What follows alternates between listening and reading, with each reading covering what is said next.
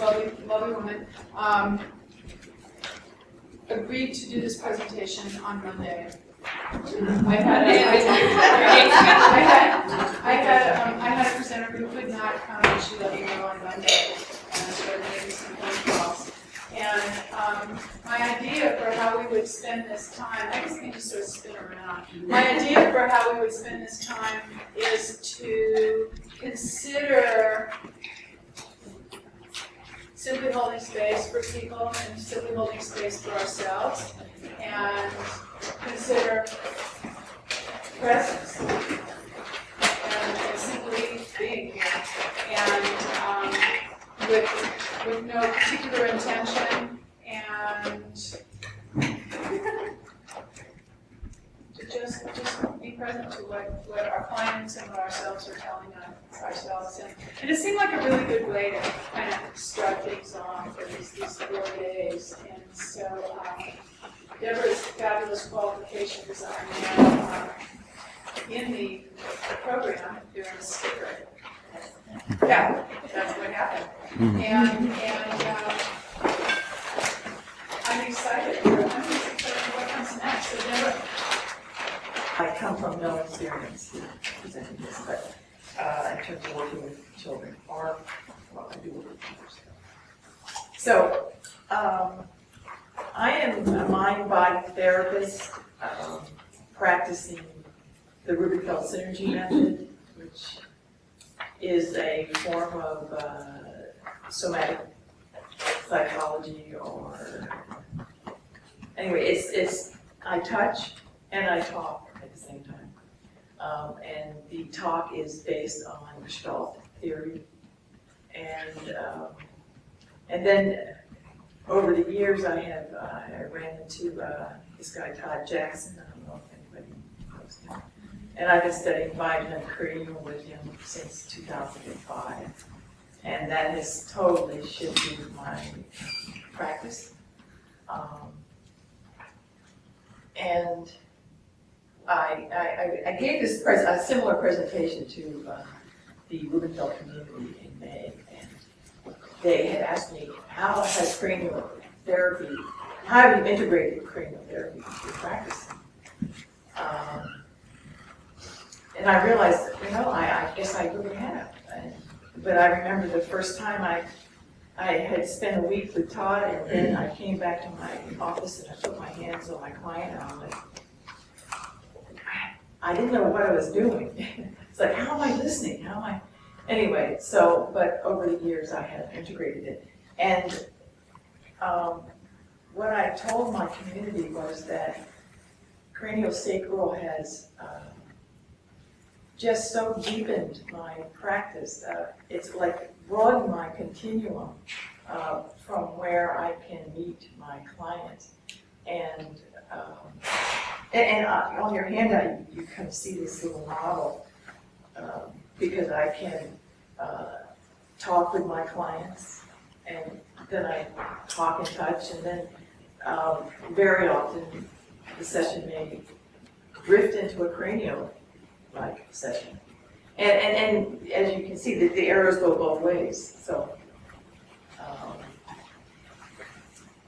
it's really giving me, like I said, a wider range to meet my client.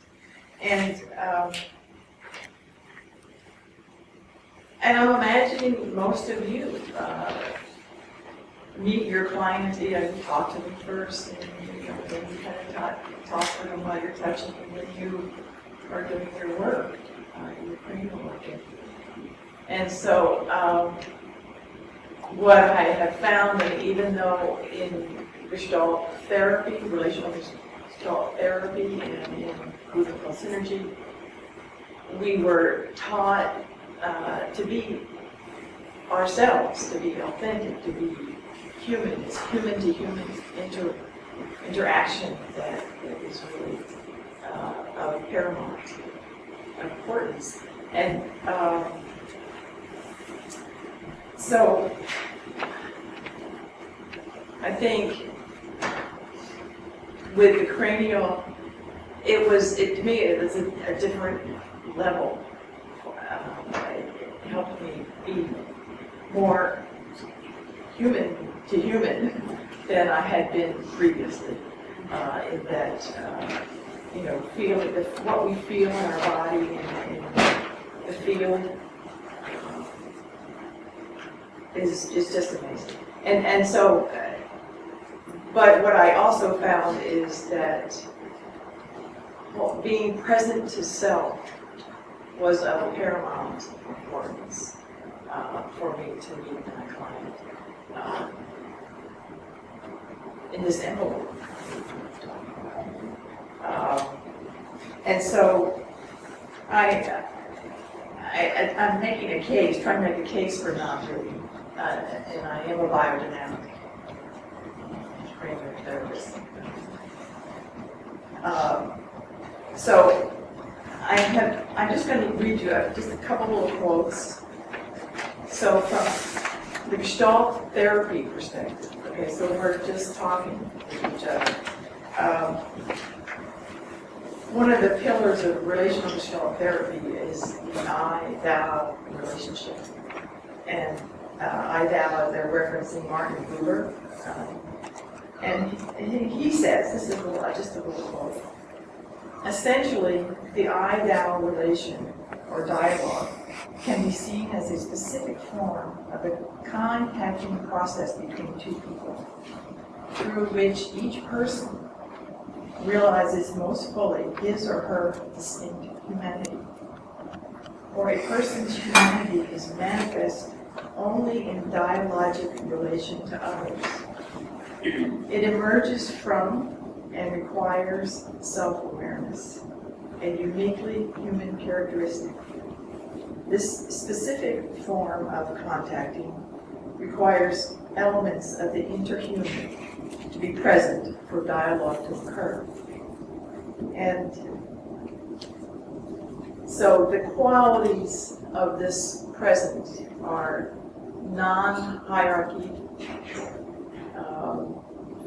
Certainly you are the holder of the space during the session, and yet you are in the session. You are co-creating. You are the human, the interhumanness. And so that's, and I have more about that in your handout. And then, so in Rubenfeld's Synergy, which was created by Ilana Rubenfeld about 40 years ago, she was a little before her time. She would say to us before each session, she would say, empty your head of any agenda. Let the outcome unfold. Be willing to experiment and remain curious. Call on your own life experiences. Let intuition, human wisdom, and knowledge guide you.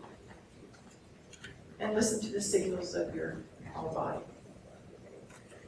And again, that is setting up this meeting, this contacting,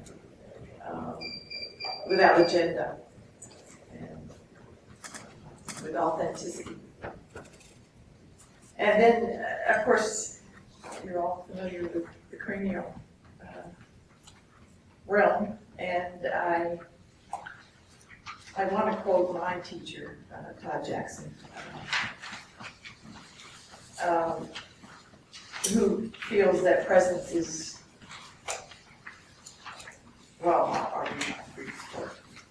it has been my experience that presence during a session trumps anatomy, knowledge, and technique as a fulcrum frame to express itself. This method, as taught by Jackson, emphasizes the cultivation of presence during treatment. Presence unifies the practitioner with the natural world.